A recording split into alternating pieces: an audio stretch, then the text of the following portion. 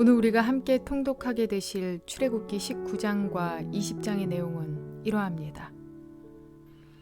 출애굽기 14장에서 18장까지가 이스라엘이 출애굽하여서 시내산에 도착하기까지의 3개월간의 기록이라면 출애굽기 19장부터 마지막까지 레위기 전체 그리고 민수기 1장에서 10장 10절까지의 모든 기록은 시내산에서 머문 약 1년간 있었던 사건들입니다.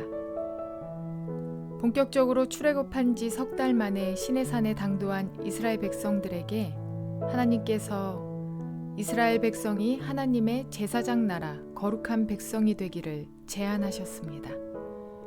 감사하게도 이스라엘 백성들이 이러한 하나님의 제안에 아멘으로 화답합니다. 이 화답을 기반으로 이스라엘이 하나님의 백성으로서 어떤 삶을 살아가야 하는지에 대해 말씀하시는 내용이 출애굽기 19장부터 민수기 10장까지 이어집니다. 그리고 친히 백성들 앞에 강림하신 하나님께서는 율법을 말씀하십니다. 그 대표적인 것이 바로 십계명입니다. 십계명은 딱딱한 법전이 아니라 인간이 가장 인간답게 살 수 있기 위해 지켜야 할 기본적인 법입니다. 하나님께서 십계명을 통해 요구하시는 것은 바로 하나님 사랑, 이웃 사랑이라는 십계명 정신이 있습니다. 이후에 예수님께서도 이 하나님 사랑과 이웃 사랑을 강조하시죠. 이렇게 하나님 사랑과 이웃 사랑, 이것이 우리 모두가 살아가며 추구해야 할 최대의 가치입니다. 이러한 것들을 기억하셔서 통독에 도움이 되시기를 바랍니다. 출애굽기 19장. 이스라엘 자손이 이집트 땅에서 나온 뒤 셋째 달 초하룻날, 바로 그날 그들은 시내 광야에 이르렀다. 그들은 르비딤을 떠나서 시내 광야에 이르러 광야에다 장막을 쳤다. 이스라엘이 그곳 산 아래에 장막을 친 다음에 모세가 산으로 올라가 하나님께로 가니 주님께서 산에서 그를 불러서 말씀하셨다. 너는 야곱 가문에게 이렇게 말하여라. 이스라엘 자손에게 이렇게 일러 주어라. 너희는 내가 이집트 사람에게 한 일을 보았고 또 어미 독수리가 그 날개로 새끼를 업어 나르듯이 내가 너희를 인도하여 나에게로 데려온 것도 보았다. 이제 너희가 정말로 나의 말을 듣고 내가 세워준 언약을 지키면 너희는 모든 민족 가운데서 나의 보물이 될 것이다. 온 세상이 다 나의 것이다. 그러므로 너희는 내가 선택한 백성이 되고 너희의 나라는 나를 섬기는 제사장 나라가 되고 너희는 거룩한 민족이 될 것이다. 너는 이 말을 이스라엘 자손에게 일러주어라. 모세가 돌아와서 백성의 장로들을 불러 모으고 주님께서 자기에게 하신 이 모든 말씀을 그들에게 선포하였다. 모든 백성이 다 함께 주님께서 말씀하신 모든 것을 우리가 실천하겠습니다 하고 응답하였다.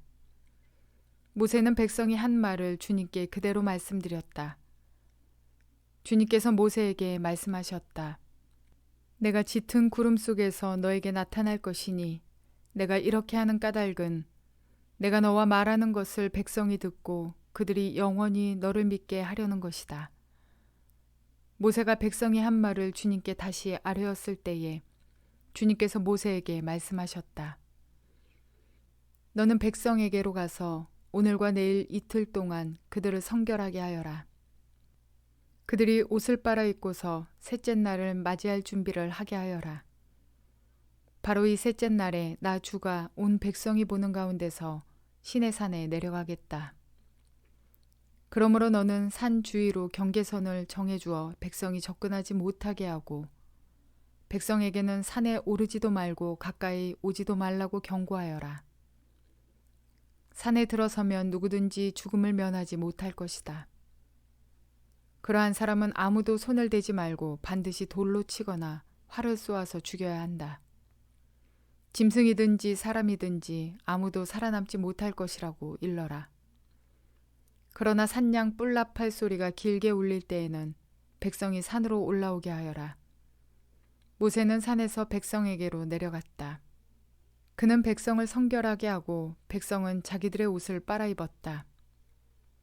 그는 백성에게 셋째 날을 맞을 준비를 하고 남자들은 여자를 가까이 하지 말라고 당부하였다. 마침내 셋째 날 아침이 되었다. 번개가 치고 천둥 소리가 나며 짙은 구름이 산을 덮은 가운데 산양 뿔나팔 소리가 우렁차게 울려 퍼지자 진에 있는 모든 백성이 두려워서 떨었다. 모세는 백성이 하나님을 만날 수 있도록 진으로부터 그들을 데리고 나와서 산기슭에 세웠다. 그때 시내산에는 주님께서 불 가운데서 그곳으로 내려오셨으므로 온통 연기가 자욱했는데 마치 가마에서 나오는 것처럼 연기가 솟아오르고 온 산이 크게 진동하였다. 나팔 소리가 점점 더 크게 울려 퍼지는 가운데 모세가 하나님께 말씀을 아뢰니 하나님이 음성으로 그에게 대답하셨다. 주님께서 시내산 곧 그 산 꼭대기로 내려오셔서 모세를 그 산 꼭대기로 부르시니 모세가 올라갔다. 주님께서 모세에게 말씀하셨다. 너는 내려가서 백성에게 나 주를 보려고 경계선을 넘어 들어오다가 많은 사람이 죽는 일이 없도록 하라고 단단히 일러두어라. 나 주에게 가까이 오는 제사장도 자신을 성결하게 하여야 한다. 그렇게 하지 않으면 나 주가 그들도 쳐서 죽일 것이다.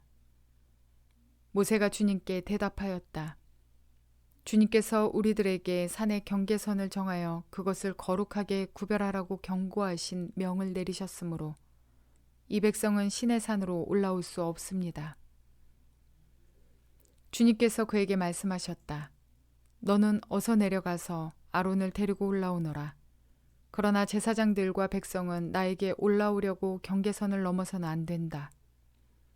그들이 경계선을 넘으면 나 주가 그들을 쳐서 죽일 것이다. 모세가 백성에게 내려가서 그대로 전하였다. 출애굽기 20장. 이 모든 말씀은 하나님이 하신 말씀이다. 나는 너희를 이집트 땅 종살이하던 집에서 이끌어낸 주 너희의 하나님이다. 너희는 내 앞에서 다른 신들을 섬기지 못한다. 너희는 너희가 섬기려고 위로 하늘에 있는 것이나 아래로 땅에 있는 것이나 땅 아래 물속에 있는 어떤 것이든지 그 모양을 본떠서 우상을 만들지 못한다. 너희는 그것들에게 절하거나 그것들을 섬기지 못한다. 나 주 너희의 하나님은 질투하는 하나님이다. 나를 미워하는 사람에게는 그 죄값으로 본인뿐만 아니라 3, 4대 자손에게까지 벌을 내린다. 그러나 나를 사랑하고 나의 계명을 지키는 사람에게는 수천 대 자손에 이르기까지 한결같은 사랑을 베푼다. 너희는 주 너희 하나님의 이름을 함부로 부르지 못한다. 주는 자기의 이름을 함부로 부르는 자를 죄 없다고 하지 않는다. 안식일을 기억하여 그날을 거룩하게 지켜라. 너희는 엿새 동안 모든 일을 힘써 하여라. 그러나 이렛날은 주 너희 하나님의 안식일이니 너희는 어떤 일도 해서는 안 된다.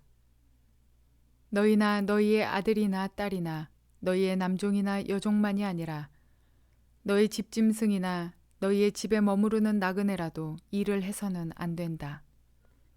내가 엿새 동안 하늘과 땅과 바다와 그 안에 있는 모든 것을 만들고 이렛날에는 쉬었기 때문이다.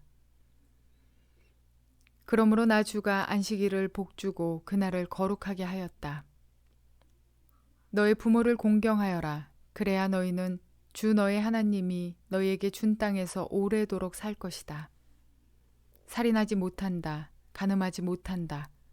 도둑질하지 못한다. 너희 이웃에게 불리한 거짓 증언을 하지 못한다.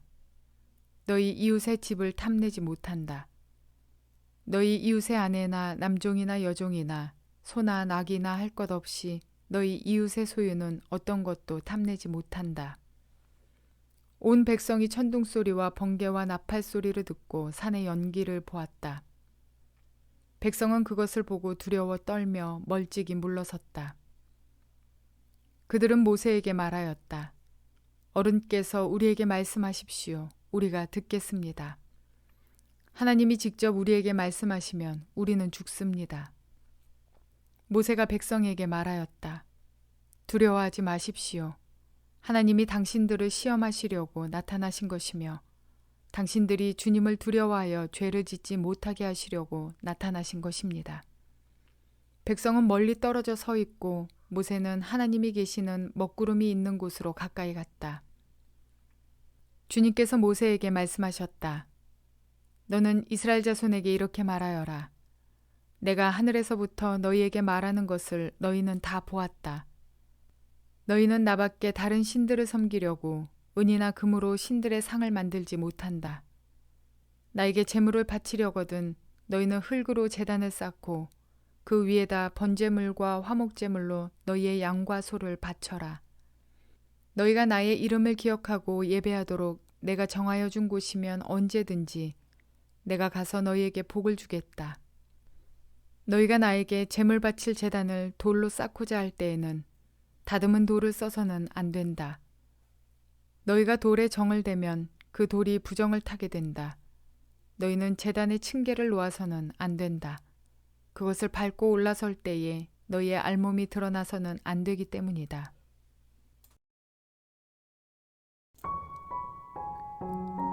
세상 어떤 신이 인간과의 관계에 있어서 명령이 아닌 인격적 제한을 할까요? 어떤 종교의 신은 무조건적인 명령으로 두려움 때문에 순종하게 합니다. 인정사정이라고는 찾아볼 수 없이 말입니다. 그리고 어떤 종교는 도덕, 윤리적으로 거짓말투성입니다. 사랑하는 것 같지만 인간이 뒤돌아서는 순간 매정하게, 악하게 대합니다. 또 어떤 종교는 매우 도덕적이고 윤리적이지만 인간으로부터 수양을 요구하며 정작 능력이 없습니다. 어려움 중에 너의 수양이 부족해서야 더 수양해라 라는 듯 무책임하게도 능력을 발휘해 도와주지 않습니다. 능력이 없기 때문이죠. 그러나 우리 하나님의 성품은 이제껏 보아오더라도 하나님이 참 신이심을 보여주셨습니다. 특히나 출애굽 사건으로도 그 능력을 보여주셨으며 앞으로 더 많은 능력을 나타내 보여주십니다. 또한 친히 만나주신 족장들에게 그리고 모세에게 오늘 이스라엘 백성들에게까지 모든 사람에 대해 인격적이며 인내하시며 사랑이 많으신 분이심을 우리는 봅니다. 특별히 오늘 주신 십계명을 압축하면 그 십계명의 정신은 첫째는 하나님에 대한 태도에 관한 법률로 하나님 사랑을 말합니다. 둘째는 이웃에 대한 태도에 관한 법률로 이웃 사랑을 말씀하고 있습니다. 이처럼 하나님이 요구하시는 사랑은 무엇보다 누구보다 우리의 참 행복을 위한 것입니다. 하나님만이 참 사랑이신데 그 사랑을 공급받고 이웃과 나눌 때에 우리 가운데 진정한 행복이 옵니다. 돈을 버는 것, 세상에서 성공하는 것, 이러한 것들을 이루면 행복할 것이라 생각하지만 성공하고 부유한 재벌들도 우울증과 자살, 술과 마약, 도박과 외도 등 참 행복이 보장되어 있진 않습니다. 오늘 우리에게 주신 하나님 사랑, 이웃 사랑의 실천으로 진정한 행복을 누리게 되시기를 주님의 이름으로 축원을 드립니다.